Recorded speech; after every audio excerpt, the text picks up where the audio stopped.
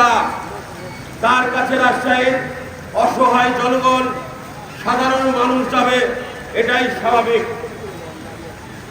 একজন মানুষ যখন প্রতারণার শিকার হয়ে সুমন ভাইয়ের কাছে তার আকুতি নিয়ে গিয়েছিল, সুমন ভাই এটাকে আমলে নিয়ে সেই প্রতারককে প্রশ্ন করেছিল, আপনি রাজশাহীর মানুষ না, আপনি রাজশাহীর বাইরে থেকে এসেছেন, ব্যবসা করছেন, ভালো কথা। বিগত স্বৈরাচার ফ্যাসিস্ট আওয়ামী সরকারের দোষরদের সঙ্গে ব্যবসা করেছেন, আঘাত করে চলেছেন, রাজশাহীর মানুষের রক্ত চুষে খেয়েছেন, সেই দিন আর নাই।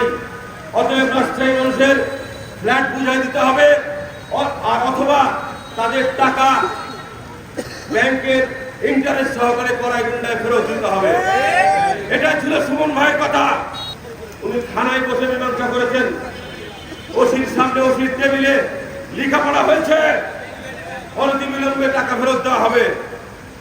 আর সেটাকে না দেওয়ার জন্য অতীতে আওয়ামী লীগের আশ্রয় যেমন অনেক সাধারণ জনগণকে তারা মিথ্যা মামলা দিয়ে জেল খাটিয়েছে, একই কায়দায়